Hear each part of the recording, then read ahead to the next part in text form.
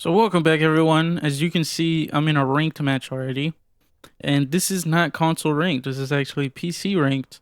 Now, I don't know if it's happening in only PC, as like I said, it's PC that I'm on right now. But this is one of the, I guess, this season's biggest bug. You guys know when RAM came out, the biggest bug of that season was the dead zone glitch where the dead zones were off, but that's really the only other season I can think of that comes to mind when thinking about game breaking bugs. And this is obviously probably the worst one out of all of them. You can't even leave. So the only way to really get rid of it is by closing your game and then going back in. But what I'm gonna decide to do today is just show you guys basically my settings. All right, so here are my settings. We'll start from general and then we'll go to the accessibility tab. But mainly the only things in general are going to be the stun VFX, which is I have the dark glare on. And then I think drone after prep, I have it on semi-automatic, but I think that's on by default from now on. On the HUD, so I've actually recently done this. I turned off teammate outlines and teammate online IDs just recently, like maybe last week. But the reason obviously for that is because it has interfered with my gameplay just a little bit, especially in the higher ranks. Obviously, higher ranks, you're gonna roam more on defense, and teammates' outlines and such have prevented me from seeing a target that would have helped me save my own life instead of dying to them. So I have the teammate outlines and teammates online IDs off, and then the only other thing I have off is the versus update, where that little, like the 5v2 or it's a 1v1 situation pop up in the match. I have that off because it has its own little sound effect. And when I'm trying to sound horror for footsteps or just utility or anything, I can't hear because this takes priority over the audio. So I just have it off. In audio, we have night mode as my dynamic range. I've had this since so long ago, since like Finka and Lion came out. So this night mode has been my go-to dynamic range since forever. And then for my in-game music, I have it at 3. Menu sound effects, I have it at 10. Menu music, I have it at 3. Voiceover volume, I have it at 10. These, I have it low because, like I said, with the HUD option, you want to be able to hear what's going on in the game.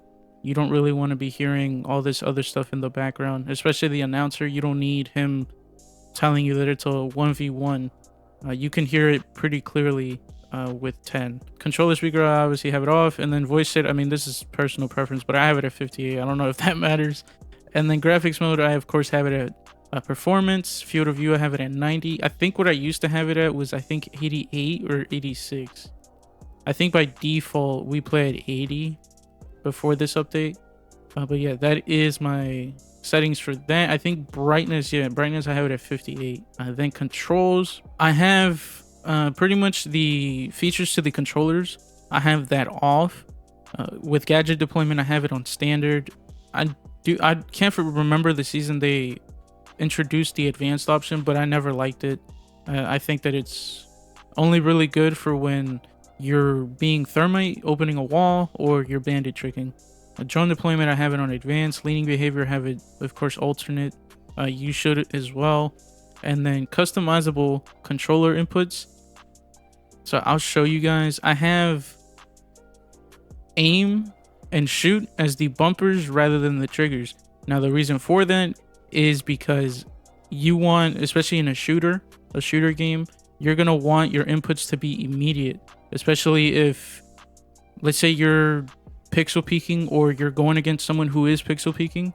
You want to be able to shoot immediately. With the trigger, you have to sometimes push all the way down on the trigger for you to actually shoot. So obviously, like I said, that's why I have it at R1 and L1 for aiming and shooting. Those are the only inputs though that I have. If you do have the DualSense Edge controller though, the one with the paddles for PlayStation, I'm not sure why I was going there. So my buttons here, for the left paddle, I have it at X, so just to mantle over stuff, so I don't have to give or take my thumb off the right stick, which is obviously the stick you're moving, you're aiming, your reticle with. And then the right paddle, I have it as crouch because, like I said again, I don't want to take my thumb off. You want your important fingers, which is going to be obviously your index fingers and your thumbs, to be where they're supposed to be. I know that you can play claw, but then if your right index finger is down where X and square and circle are, then you're not going to really be able to obviously shoot if R1 is your shooting button. Not only that, I never use my middle finger to shoot. Even if I did, I would never do that. It's very uncomfortable. So for me, like I said, I need my index finger to be on my shooting button. But that is the settings for the controller buttons. And my controller rotation, I do have it on classic. Updated is definitely linear in some capacity, but it's not 100% linear. I'm not sure what Ubisoft was on when they were introducing the updated option. It just isn't linear. It doesn't feel like linear. So I'm just going to keep it on classic. And then my vertical sensitivity, the reason I have it at 65 and not 90 or anything lower, I'm sure you guys have heard, if you have a lower vertical, it helps you with recoil. Horizontal is the most important one though. I have this one at 90. So for me, coming from a background of like Call of Duty, before Siege ever came out, I would like being snappy with my movement, especially if I have someone behind me that's about to kill me, but I quickly turn around and kill them. Of course, it's up to you. It's personal preference because sensitivities are always going to be personal preference, but I have mine at 90 and I'll show you guys why.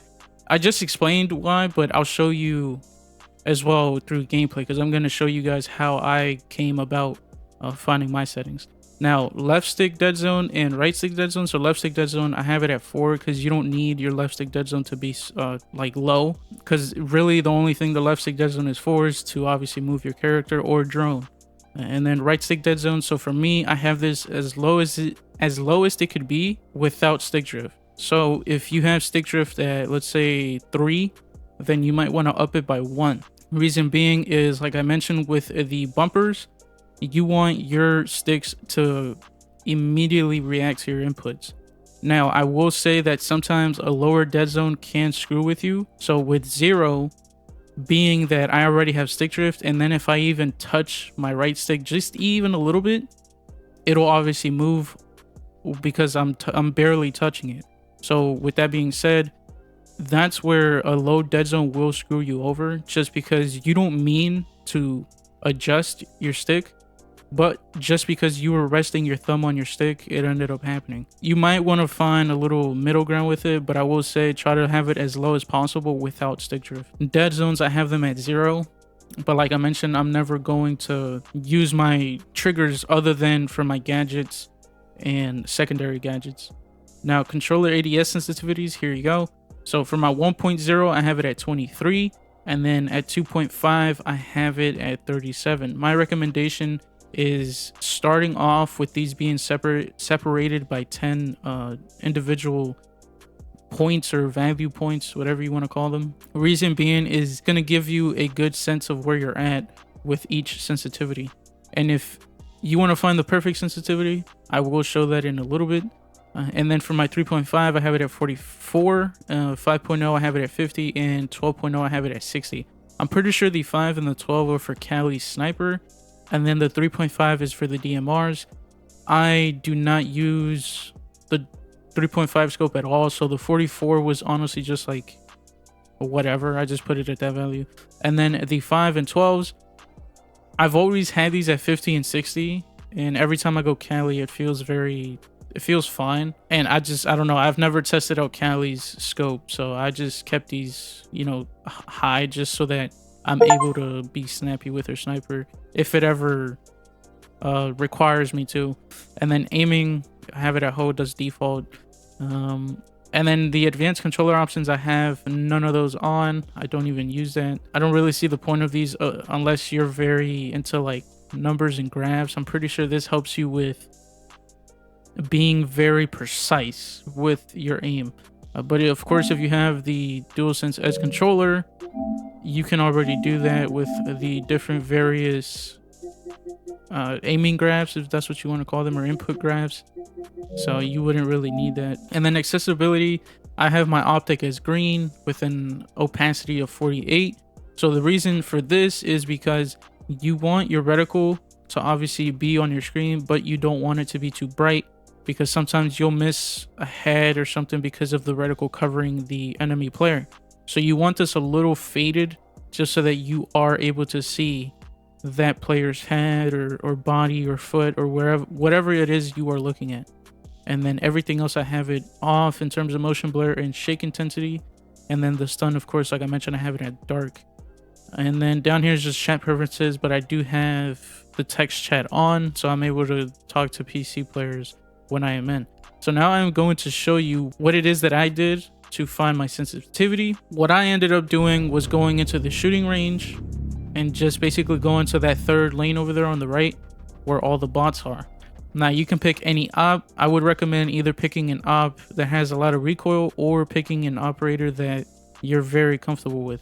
So we'll go ahead and do Buck, since Buck is, I feel, he's a middle ground operator in terms of the options I just stated to you guys. So like I mentioned, you want to come here to the third lane, go to your options. What you want to do here is pretty much any round duration, and then you want the big ball to be your target with one maximum target, and then you want him to start running, basically sprint, and then target distance you want it at medium. And then obviously here's your sensitivity tab. But with that said, we're good to go. So for your horizontal, pretty much all you want to do is just follow this red ball every time he obviously changes paths. You want to follow it and make sure that you stay on it the entire time. And then when you have to reconnect with it, with your reticle and the ball, you want to make sure that you're not over adjusting too much, as you can see. And then same thing for the reticle. You want to make sure that you are not over adjusting and making sure you're staying on the ball the entire time. Now your vertical, you could probably just do like 60 or 65, because like I said, this vertical is mainly just for the recoil thing, but you're probably gonna want to match it with your horizontal if you're not the type of person to go with a low vertical for recoil purposes. And then the only other thing that I do differently in here is I will go with the dummy, and then I pretty much will do that. I use cover, and then sometimes I'll change headshot only on or off. And what I do is, so something a lot of PC players do that I've noticed is they will fire on you and they'll stay on this like edge of the doorway or whatever, because sometimes people, what they tend to do is they'll peek, they'll come back, and they'll peek again, either standing or crouch. So if you're already doing this, when someone goes and peeks you again, you're gonna get an automatic headshot.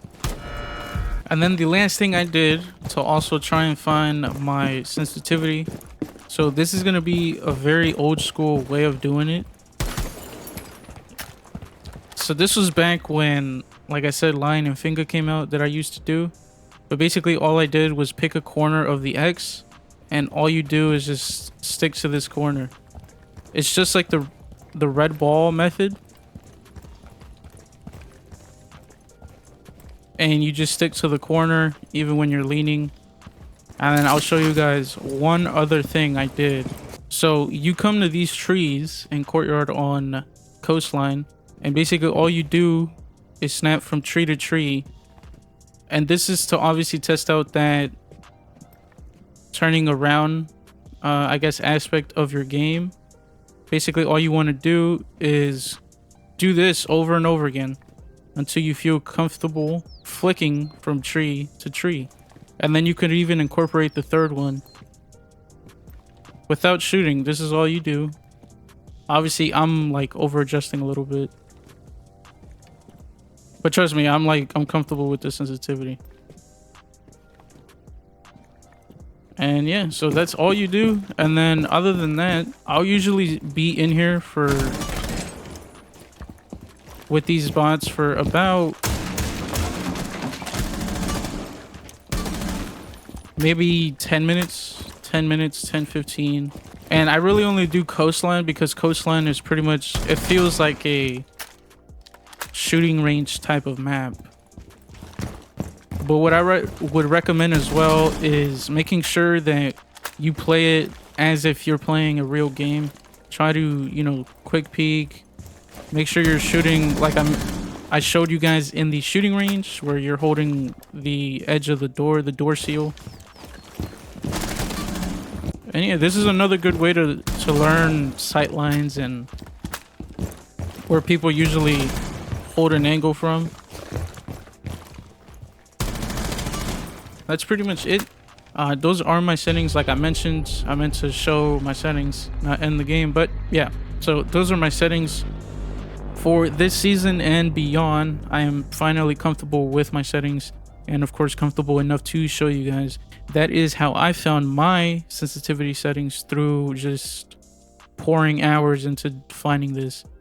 Because for me, if I don't have my sensitivity settings down, then I just do not play good. I feel like sensitivity is that one thing that separates you from pretty much everyone that you're playing against, because usually most of the time everyone has their own specific dead zones, horizontals, verticals, etc. If you guys have any questions, obviously you can ask in the comments. I will answer the best to my ability, everyone. But as always, thank you guys for watching, and I will catch you guys in the next one.